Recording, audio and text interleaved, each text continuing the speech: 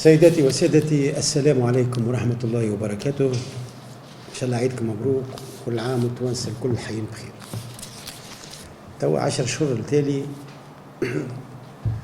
وصفي وقتها عضو في القيادة العليا نتاع حركة نداء تونس، وجهت رسالة لسي باجي قايد السبسي، طرحت عليه باش ما يترشحش لرئاسة الجمهورية ويرتقي إلى مقام فوق رئاسة الجمهورية، مقام نتاع غاندي ومانديلا وغيرها، لأنه وضعه الصحي ما يسمحلوش باش يقوم بمهامه الرئاسية طيلة 5 سنوات على أحسن وجه في الظرف الصعيب اللي تعيشه بلادنا.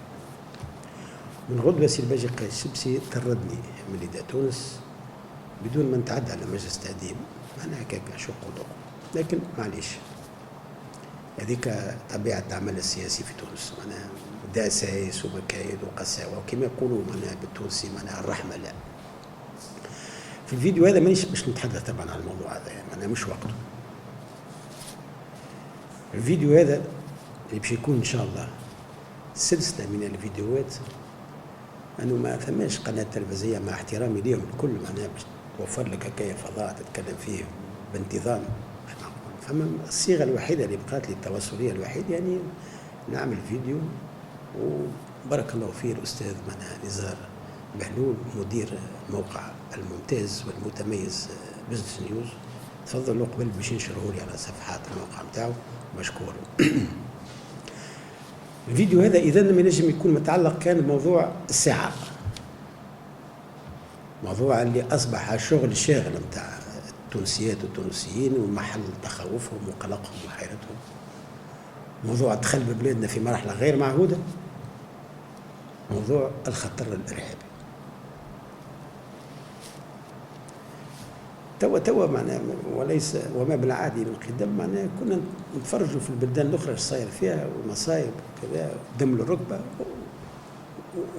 وكأننا ننتمي إلى كوكب آخر، ولسان حالنا يقول سنعرف كوزوتر، معناها احنا مش جايين من الشيء هذا، ما عندناش الحكايه، الحمد لله يا ربي، الله يورينا. هذه العبارات التونسيه اللي كانت تتداول فيما يخص الواحد، لكن اللي كان مقرر باش يصير صار، ولينا احنا بدورنا في قلب الرحاء، دون لوي دي سيكلون كما يقول بالفرنساوي.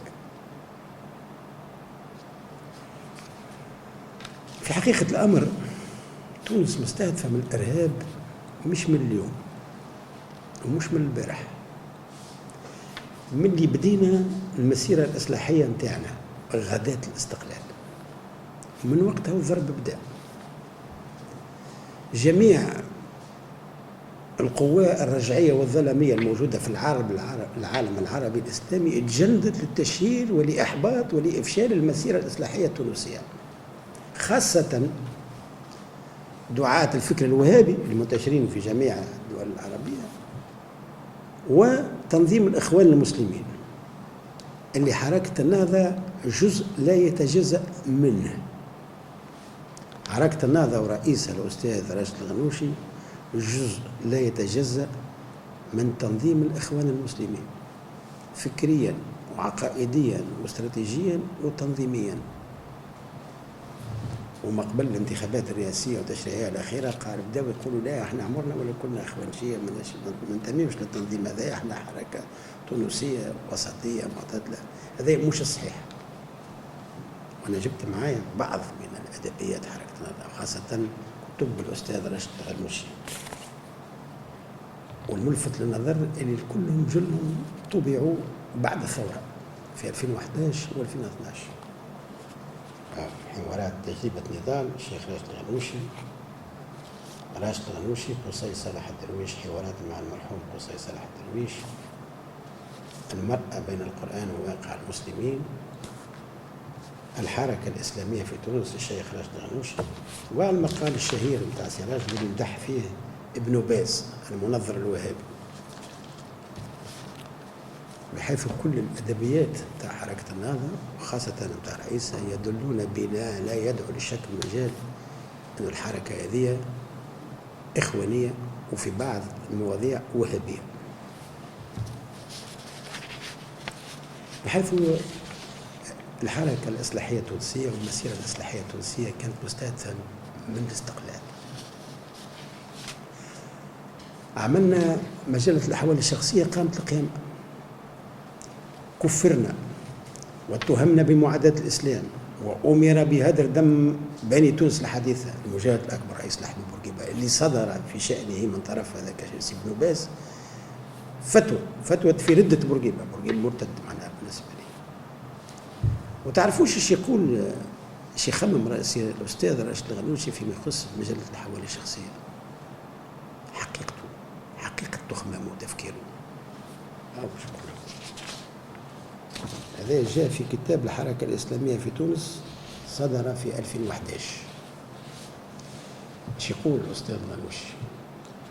المجلة التي أتى بها بورقيبة مجلة الأحوال الشخصية فيها عناصر مناوئة للإسلام، وتمت تحت ضغط الانبهار بالغرب والروح الكاثوليكية، وتحت ضغط زوجة الرئيس عليه وتدخلها المفرط في شؤون الدولة.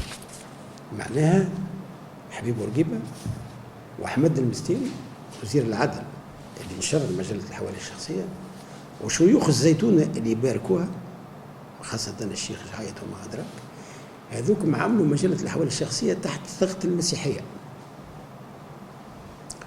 وتحت ضغط زوجة الرئيس بورقيبة الأولى مفيدة، المرحومة مفيدة، اللي الناس الكل تعرف اللي هو عمرها ولا دخلت في شؤون الدولة أبدا.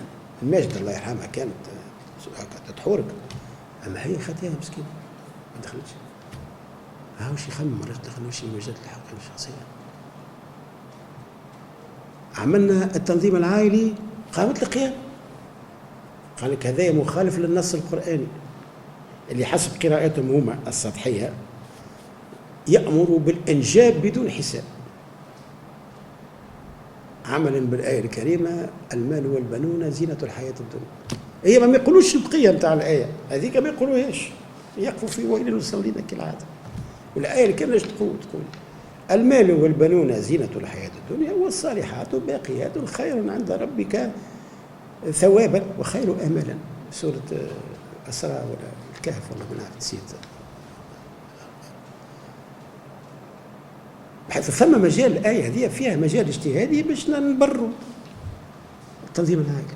لا قال لك لا هذا مش مطابق للإسلام.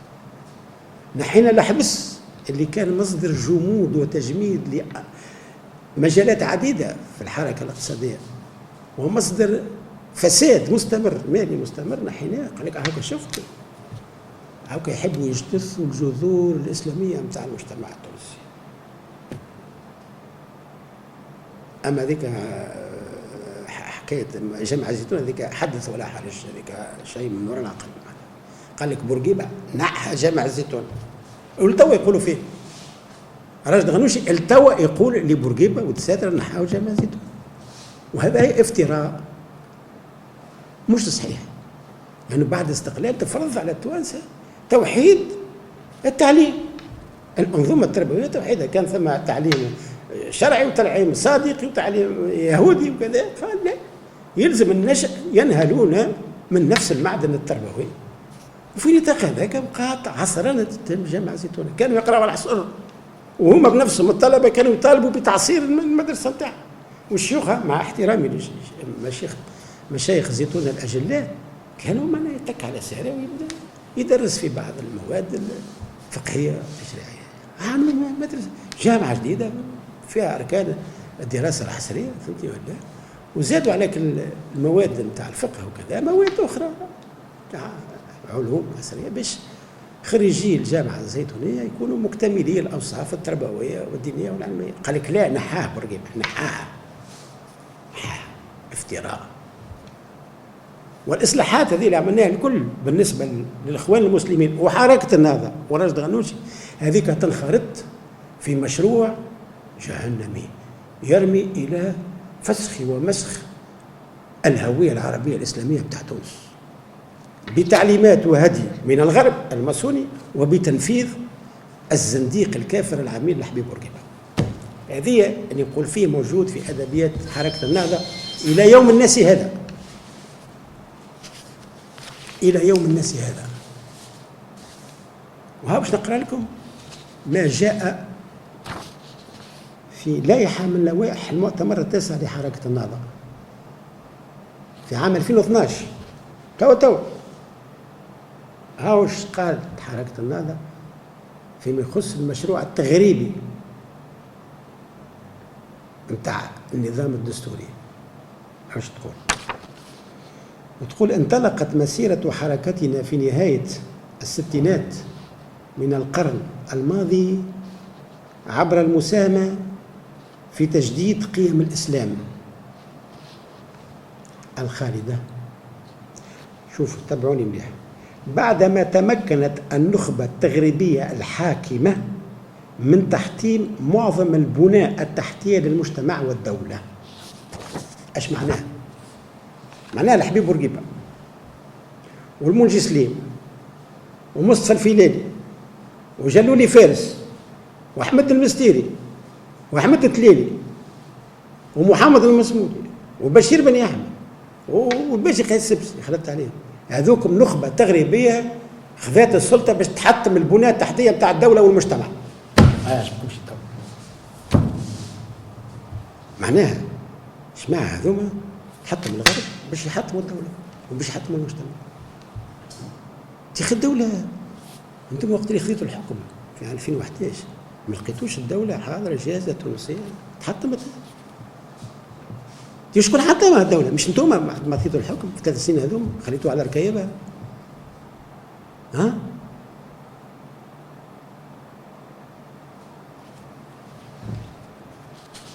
ما ثماش حركة سياسية في تاريخ تونس الكل من اللي بدا الفتح الإسلامي المبارك في البلاد هذه قد الحركة الدستورية خدمة الإسلام في البلاد هذه. وبورقيبة المساجد اللي تبنات في العهد البورقيبي هنا في تونس بالمئات، وكل شعبة دستورية كانت تحط في أول الأوليات نتاعها في برنامجها بناء مسجد.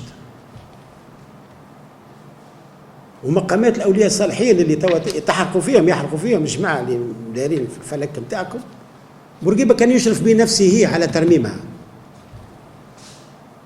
واحنا وين قرينا؟ احنا ما قرينا في صدقي، قرينا التربيه الاسلاميه والفلسفه الاسلاميه والمعتزله والاشعريه وتغذينا بهم وكذا قرينا.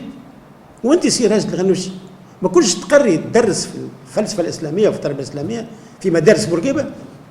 جاء مره بورقيبه قال لك ما تقريش ولا ضغطت عليك ولا قال لك ما تعملش هكا، وزاد عطاك شهريه باهيه هاك ربي يتمنى الرجل يا ربي يزيدك. وبورقيبه تنجدوا بنته هذيك هاجر، هاي مازالت حيه ربي يديرها في صحتنا، وحلفوها على القران. بورقيبه كان هو بنفسه حيت لها يقول لها يا هاجر هاو وقت الصلاه جاء، ما تنساش المغرب، هاو عدوا المغرب جاء، حذر روحك برا باش يتوضا. بورقيبه عليه الافتراء هذا الرهيب اللي ربي باش يحاسبكم عليه في حق الرجل هذا، مجدد الاسلام مش مع عدو الاسلام. بورقيبه وتساتره هما اللي عزوا أركان الإسلام في البلاد هذه. حبيت نعمل الحوصلة هذه تاريخية سريعة باش نوري مصدر الإرهاب، منين بدا الإرهاب. الإرهاب في تونس بدا إرهاب فكري خارجي وداخلي.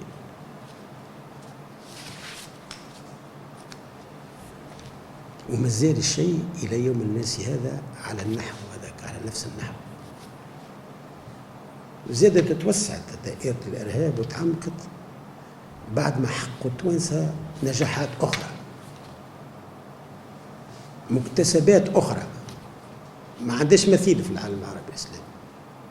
أولاً صدروا منهجية انتفاضية ناجحة.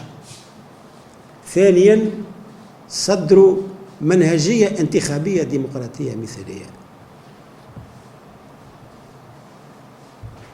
اللي صار ما بين 17 ديسمبر 2010 و 14 جانفي 2011 يعني ليش ثورة؟ أنا ما نقولش ثورة، لأن الثورة فيها شروط ما قبلية وشروط ما بعدية. لكن الانتفاضة الشعب التونسي ضعف صبر، نفذ صبروا انتفض على عائلة بن علي والطرابلسية وكل الظهور والخطفة والسرقة نتاعهم والفساد وكذا، تفضل عليهم.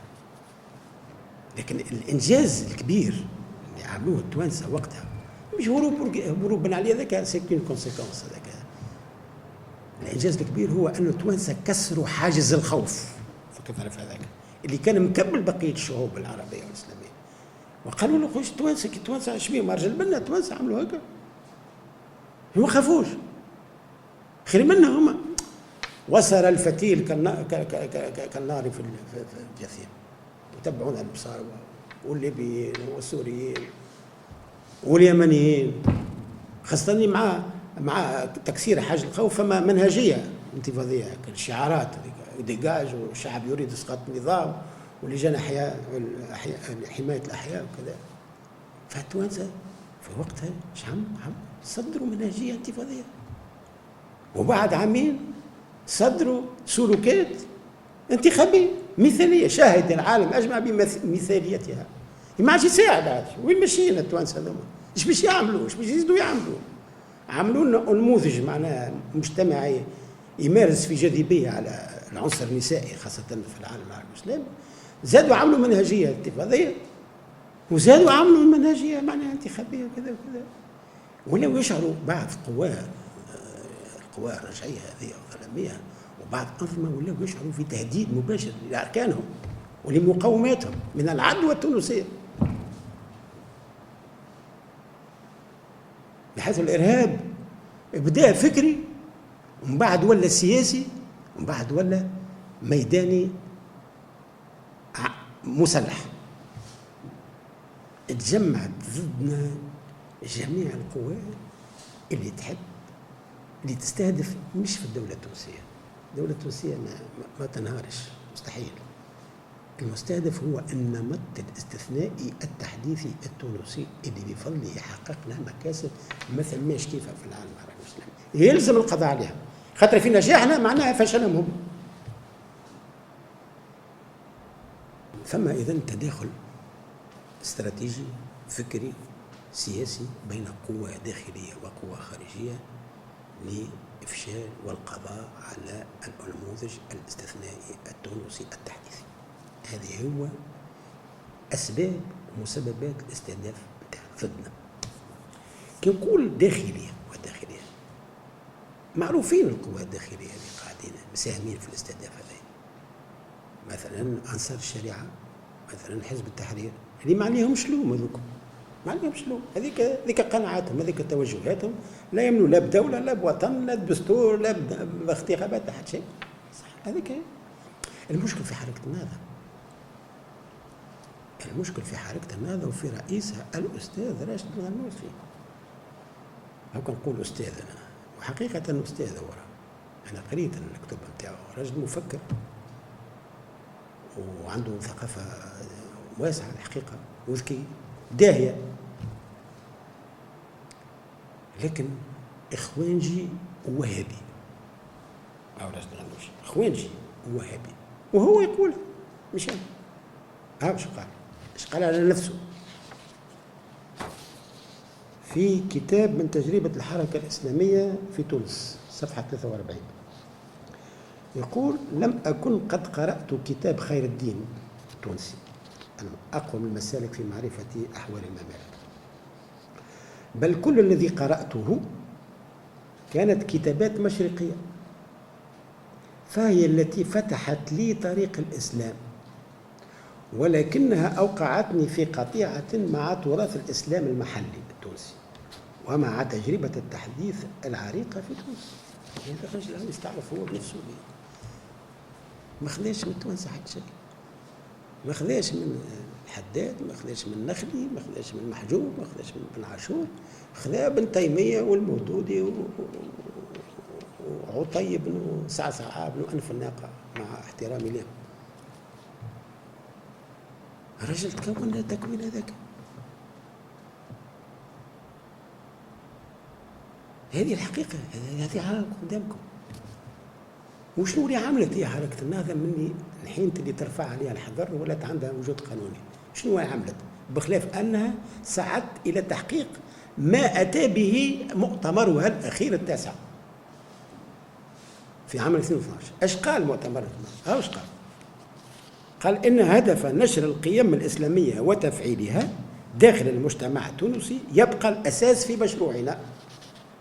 معناها المسعى نتاعهم الوحيد هو أسلمة المجتمع التونسي، على أساس أن المجتمع انسلخ عن الإسلام بفعل بورقيبة وجماعته طبعا.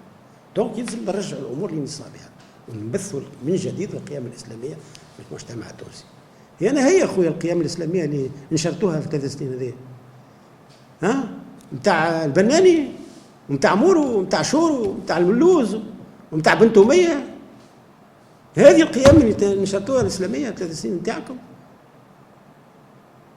لو كان بالمجد نشرتوا وفعلتوا القيم الإسلامية راك ما ترجعتوش في الانتخابات.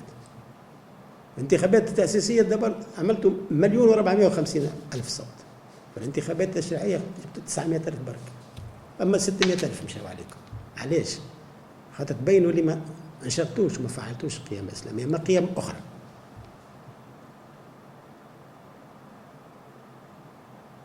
ثلاث سنين يا رسول الله، 3 سنين ومئات المساجد تفبرك تصنع في التكفيريين المتشددين المجاهدين.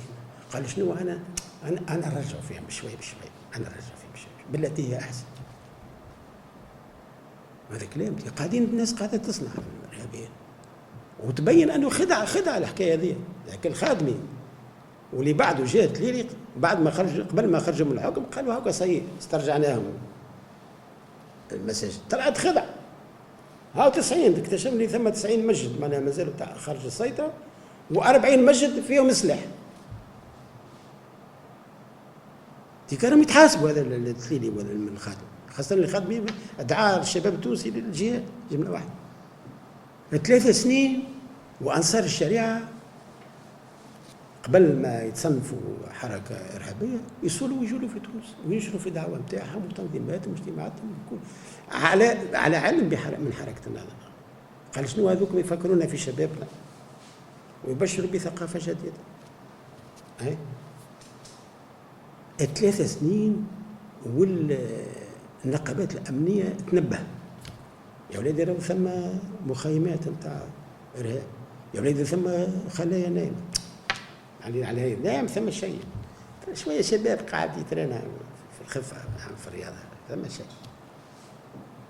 وتتفكروا الهجمات الغزوات نتاع الوهابيين من بعد الثوره، سي ابو ندري شنو وغانم ولا غنيم، هذا سي غنيم جاي تونس في قالوا الاسلام قادم الاسلام قادم وين قادم؟ تقدم وزدنا فيه الاسلام واجتهدنا فيه ووسعناه وحققنا مصالحه ما بين روح الاسلام وقيم العصر. جي باش تعلمنا انا كاين ما نعقبوا من نفع جديد جا باش يفتح تونس على خاطر ولات انسلخت على الاسلام. انسلخت جد امك، وين انسلخت؟ والغنوشي والنهضه راهو ما عدلت على تنصيص الشريعه كمصدر للتشريع في تونس، الا تحت ضغط المجتمع المدني والاحزاب السياسيه. لو كان جات عندها الاغلبيه معناها في المجلس التاسيسي راهي عداته. انا ذاك والاستقلال ما استعرفوش به، ما احتفلناش به في عادنا. على خاطر الاستقلال يا سيدي هذا موجود في ادبياتهم، بالنسبه لهم هو استعمار جديد بوجوه جديده. معناها مصطفى الفيلالي وصدر مقدم ومحمد مستيري وبورقيبه وكذوكم وجوه جديده نتاع استعمار. والغنوشي مش حاب يرجع الحبس، تو عمل بالبدايه يحضر في قانون باش يعاود يحل الحبس، وقال اللي ما ضد القانون هذا هو بعيد عن الاسلام ولا مناهض الاسلام.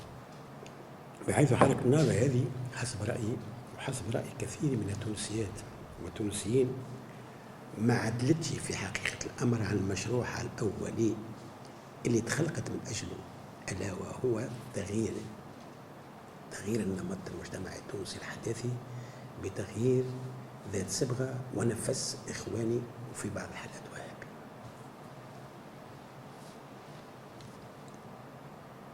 ما عدلتش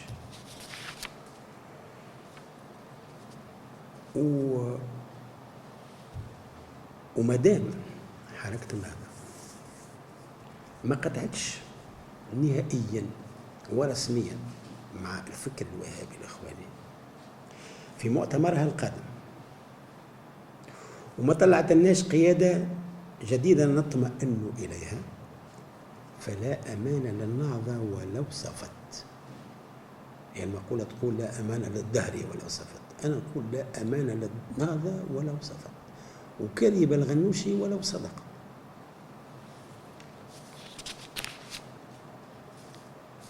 طبعا كيف كل التوانسة وكل الملاحظين شفنا لي توا قبل الانتخابات بشوية الأخرانية بشوية أخذت النهضة في ناحية خطاب سياسي جديد لتسويق صورة أخرى جديدة ولكسب بكارة سياسية جديدة مخالفة في الحقيقة لهويتها الإيديولوجية الحقيقية. منها احنا حركة تونسية معتدلة وسطية، احنا منخرطين في الحركة الإصلاحية التاريخية التونسية، ماناش بعاد عليها، وشيوخنا هو اللي عملوها، وبورقيبة راجل عظيم عمل دولة كما قال مورو، سمعته المرة الأخرى في الجزيرة قال هكا، قال بورقيبة أسس دولة حديثة. والإرهاب احنا ما عندنا تدخل فيه، احنا خاطينا الإرهاب ما عملنا شيء، إلى درجة أنهم يا سيدي ولاو هما في واجهة الواجهات ضد الإرهاب.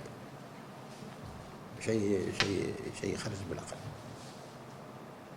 أخويا أنا شخصيا وأعوذ بالله من كلمة شيء، أنا وكثير من الإطارات القيادية في حركة نداء تونس اللي ما زلت شخصيا متواصل معها، الخطاب الجديد نتاع النهضة والغنوشي لم ينطلي علينا ولن نؤمن به ولن نقر بصدقه.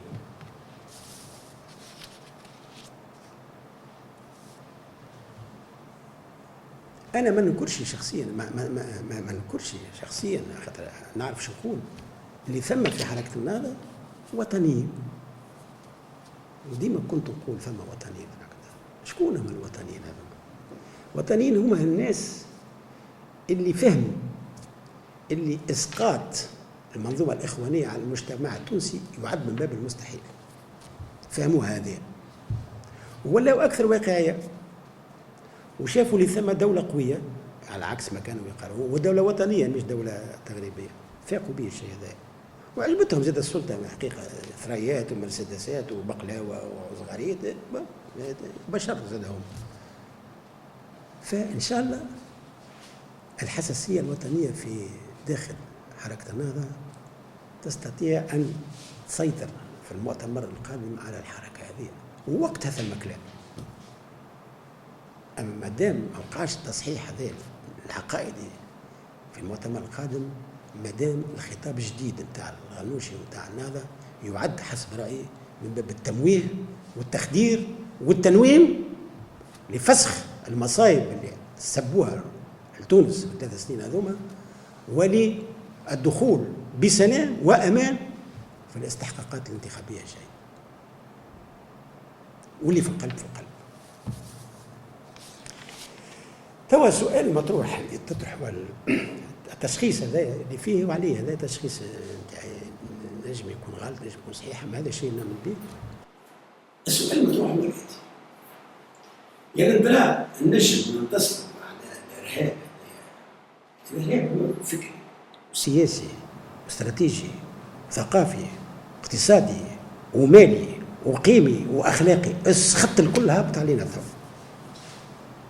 يعني نجموا ننتصروا على الشيء هذايا، نفرعوه ننتصروا عليه بالسلطه السياسيه الحاليه، بالتركيبه الحاليه نتاع السلطه السياسيه، بهذا التحالف الغريب ما بين نداء تونس وما بين النهضه. نداء تونس يا اخي كسب شرعيته وانتصر في الانتخابات على اساس باش يخرج النهضه والترويكا، والنهضه نشوف تونس ما زالت على عادها بالهويه الاخوانيه والوهابيه. يعني ترى التحالف هذا هو اللي باش يخرجنا نتصلوا به على الارهاب وبالحكومه هذه. الحكومه ما نقولش لسيدي حبيب السيد حبيب السيد راجل قاعد عامل مجهوده، جاء عيط له سيد باجي نهار قبل ما توفى المده الدستوريه نتاع تعيين وزير اول، عيط له نهار قبل قال له باش تولي وزير اول، اقدم على المسؤوليه بشجاعه وقاعد عامل مجهوده. انا نتكلم عن الحكومه كتركيبه، يعني ان غوفرنمون دو بريك دو براك، ان كولور سون سافار، لا روح ولا برنامج، خاطر الحكومه هذه ما سبقتهاش برنامج محدد تعملنا على اساسه، لا قال وين نقسموا ساعه السلطه ومن بعد نعملوا برنامج. وين ضرب مجلس النواب الشعب هذا زاد باش نجموا روحنا، مع احترامي معناها للشرعيه الانتخابيه نتاع الساده النواب هذيك ما فيهاش خدش، اما نتكلم على المجلس كهيئه كمنهجيه عمل كسلوحيات، وبالرئيس هذا الجمهوريه هذا زاد نجم نخرجوا من المأزق. هذا السؤال المطروح واللي ان شاء الله نجاوب عليه في المداخله المقبله بتاعي ان شاء الله بحول الله. قبل ما نختم نحب نقول حويجه شخصيه كما تروش منها.